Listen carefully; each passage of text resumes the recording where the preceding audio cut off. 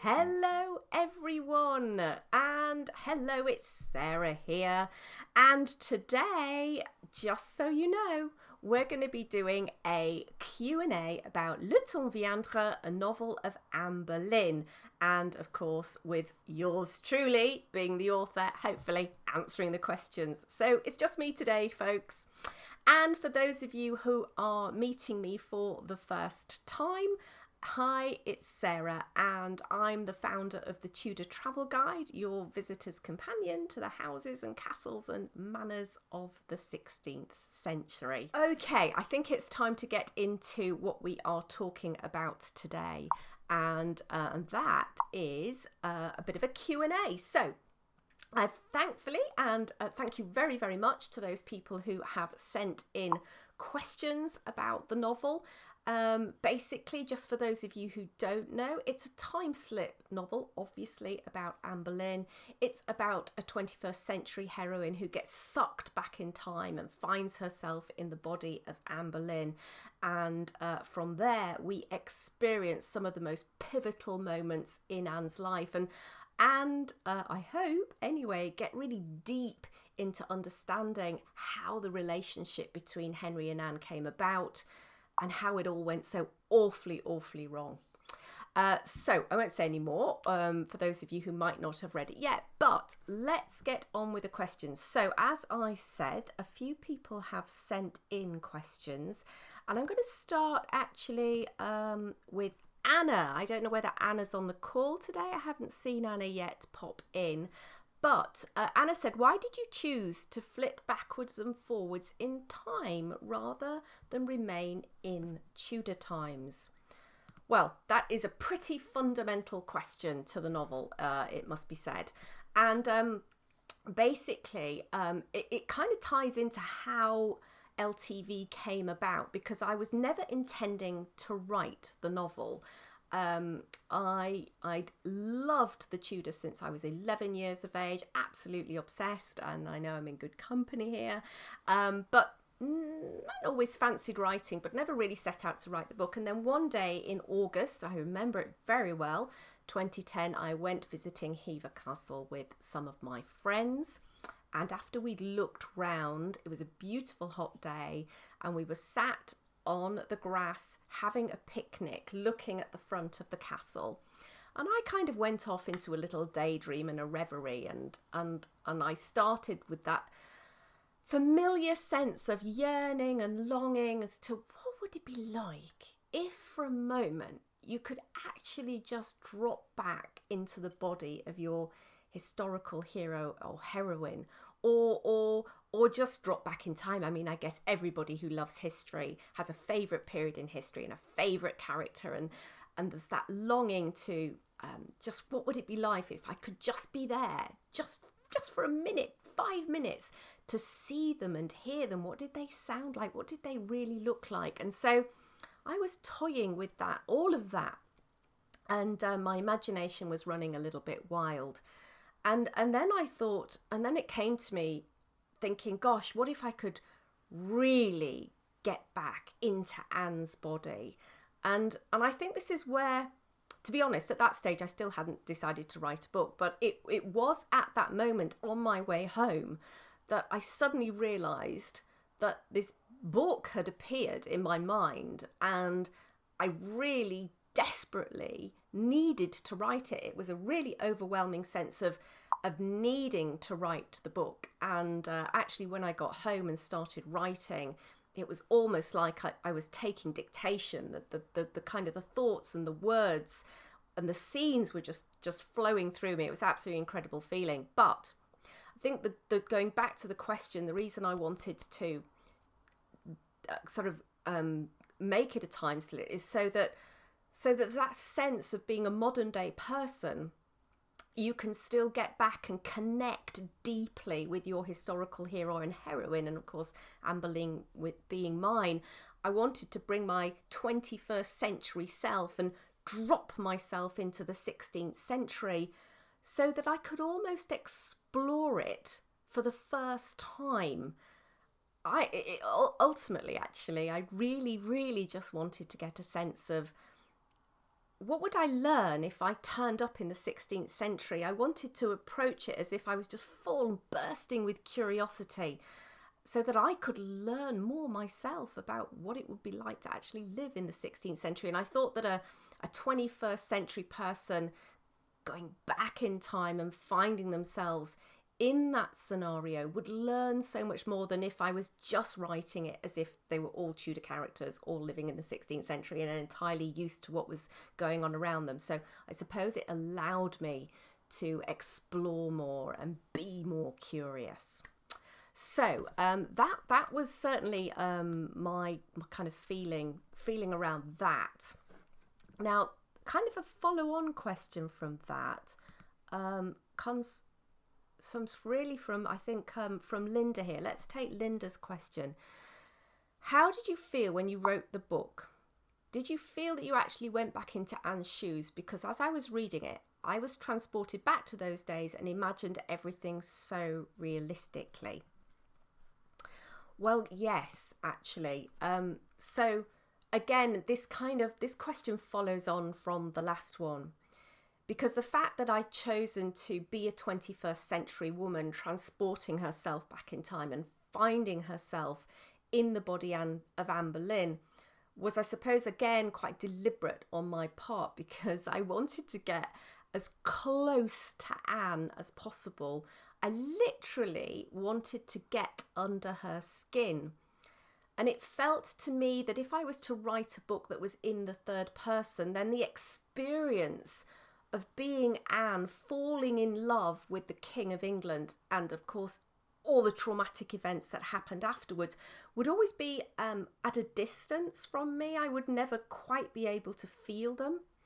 And I really wanted to feel my way through her story and her world. So no better way to do that than to actually incarnate in her body. And in fact, as I was writing the book, that then allowed me to have a very multi-sensory experience of being Anne, and of being with Henry, and of being with her sister or her mother or in her world, and seeing her experience through her eyes allowed me to really feel it. And so I tried to describe things as I was writing in a very intimate and sensory way. So you may or may not notice as you're reading it that not only do I describe things visually, but I wanted to soak in the smell of things, and so you'll hear smell. Smells are described, or Anne will quite often touch things, because I wanted to imagine that I was actually there.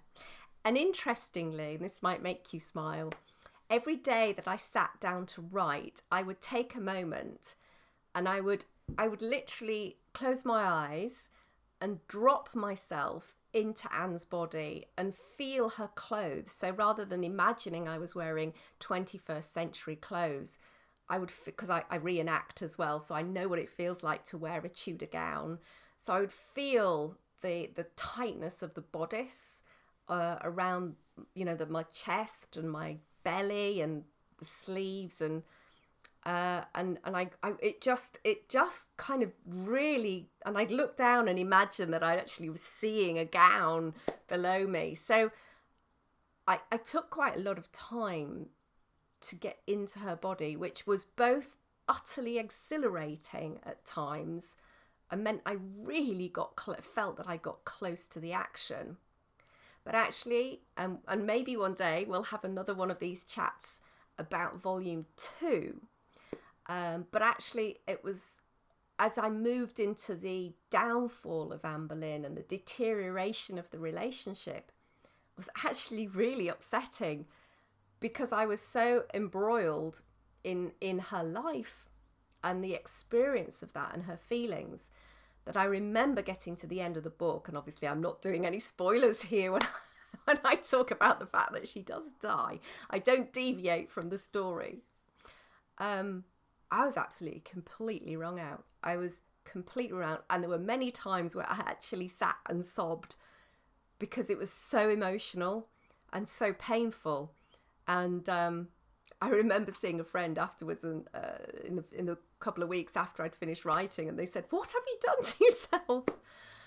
So it was a very, very deeply personal experience. And maybe that is therefore why, if you've read LTV and you've had that experience, that is why you feel that. And when people say that to me as an author, I think that's probably one of the most uplifting comments that people can give me when they've read the book, because I really wanted, not only myself, but I wanted everybody else who read it to not just be looking at Anne, but to be right there with her. So if you have that experience and you feel that way, then that makes my kind of heart burst with pride and happiness and joy, etc.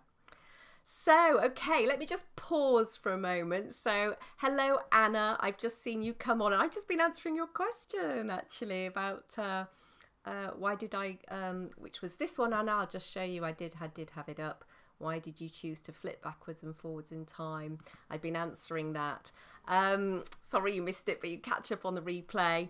And just to say hello, Jane there in California. That's great to see you. And Jackie, hi in Perth. Wonderful. Okay, and Sherry, you made it. You said you were going to miss it. So Sherry, hello from the USA. And Elizabeth is making rice pudding. Well, yes, perfect. So as I say, just do keep giving me the hearts and as I go, and asking questions. So I'm answering a few questions that have come up. People have sent me in advance, but if you've got questions about the book, please do ask, and I'll be happy to answer if I can. Now, let me just see. I think this is one of Anna's Anna's questions here. That's right. Yes. So Anna, I'm glad you arrived in time. So Anna was saying, in book 1, you have Anne and Mary as very close and friendly, yet in many other books, films, their relationship is depicted with animosity. Have you found anything in the sources that would tell us one way or the other, what was the state of their relationship? Okay, so as far as I know, I don't think there's any record of what Anne thought of Mary or what Mary thought of Anne, which means that as an author, you are in the realms of trying again to get under the skin of your characters and get a felt sense of who they are. And I think the first thing that struck me, I'm sure I'm certainly not alone in this, but it really landed with me strongly, was that Mary, in everything she did, came across as a woman who was led from her heart. She felt to me that she was a very loving and kind, generous individual. She was emotional, but she wanted to love and to be love and to be part of the family, and I think that the warmth of her character just seemed very present for me when, obviously I've been reading about the Tudors for a long time, but as I got even deeper, I there was nothing in her actions that I could read or come about that in any way described that she was a spiteful or a jealous kind of person, and I think she was the kind of person who always tried to give people the benefit of the doubt. Probably used a bit, obviously, maybe as a result of that, result of all those lovely character traits. And so yes, I think Mary was led by her heart. Anne, on the other hand, although Anne, of course, could get emotional and she could be quite tempestuous, and I think she could certainly lose her temper. To me, she was always somebody who really, first and foremost, acted from her head, not her heart. And so they were very different in those ways. And I don't think that Mary was a threat to Anne by the time Anne was coming into the king's sphere. his relationship with Mary was over. So it would be more to me about how Mary would accept that. And as I say, I never came across anything that suggested that she was a spiteful, jealous person. So I think that's why I developed that dynamic in that way. I'm not sure, I really don't know how close the sisters were. I don't think we have any evidence of that. I genuinely feel that George and Anne were totally kindred spirits. They just seemed to be on the same wavelength as each other. Maybe not quite the same with Mary, and so I never wrote with that same, there was affection, but there wasn't a deep depth of the connection or relationship that Anne shared with her brother. And so that's how I chose to portray that in the writing. So, okay, have we got any other questions? Let me see. How long did it take you, including research, to write the book? Good question. So when I started, I had no idea how long this was. My first book. And as I said, I just started writing, and it took me in total, there were 2 volumes obviously in the end. It was a longer endeavour than I thought it was going to be. It was about 2 to 3 years in total to write both volumes. So I started in August 2010 and published volume 1 in the September 2012. Yeah, September 2012. And for those of you who don't know, I don't know how this happened, but I managed to get Natalie Dormer, who played, of course, Anne Boleyn in the Tudors. She was a friend of mine, and we had a wonderful launch party on a boat on the Thames, and we went from Westminster up to Greenwich, and Alison Weir was there and Natalie Dormer was there, and it was just the most amazing, unforgettable evening. And I'd almost finished writing volume 2 by that stage. I just needed to tidy it up. So that was published in 2013. But I did whatever I could throughout the novel to be as historically accurate as possible. And so if you read the novel, you'll notice there is an index, there's a glossary, but there's also a kind of a notes chapter at the end. Even down to what the weather was like in a certain year. I wanted to learn as much as I can about the 16th century, about Anne's world, everything from how they dressed, their etiquette and manners, how they ate, what they ate, how they spoke, the characters, and of course in particular the places. And of course that's where my love of Tudor places really kind of came to the fore and blossomed, because as I've said before, I felt that in recreating these places, when you can recreate the place, you can put things in context more, and you can even gain a deeper understanding of the event and how it unfolded. So it was really important for me to get to know as much detail as possible.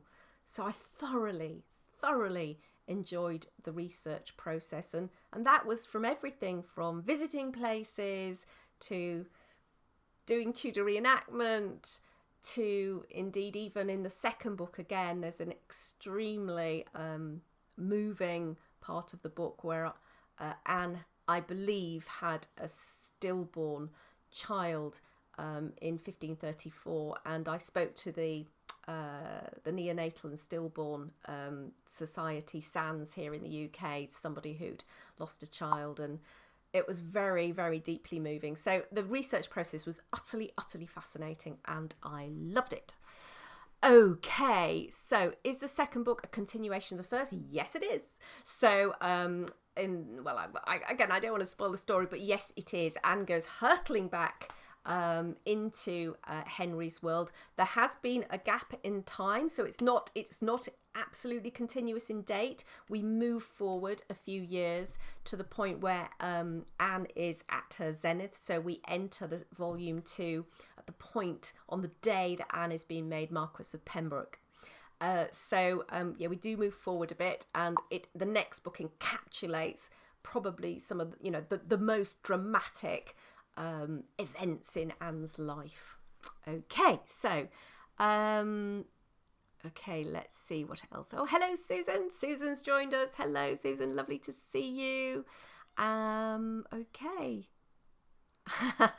Thank you. So Anna was saying, I think that 3 years for a total of 2 books is a huge achievement. Thank you very much. Okay, so how long have we been chatting? A little over 20 minutes. And as you know, I like to keep these to about 20 minutes long. And before I go, I've got a few things really to cover and to announce.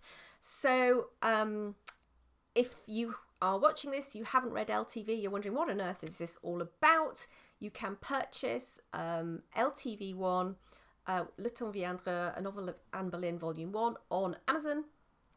Both ebook and paperback, and it is now available as the audio version read by yours truly on Audible and of course through Amazon as well. And I have included links somewhere in this chat if you are interested. Okay, so I think we're done. Thank you so much once again, everybody, for turning up today. I hope you're enjoying these live chats. It's great just to hang out with you guys and to catch up on a weekly basis. So it may be that I am going to change the day of these chats. It might be proving a little bit difficult to continue doing them on a Saturday, particularly when I start hitting the road and getting out and about and filming and podcasting, and I might not be here on Saturdays to do these. So rather than just sort of chopping and changing and missing them from one week to the other, I might be moving them to a Tuesday, so we have some Tudor Tuesdays. But I'm just working on that for the moment. Okay, right, I'm done. Have a wonderful rest of day if it's your morning. Have a wonderful evening if you're here in the UK or in Europe, and it's been lovely to see you. And I look forward to catching up with you with Tracy Borman next week. Okay, guys, see you next week.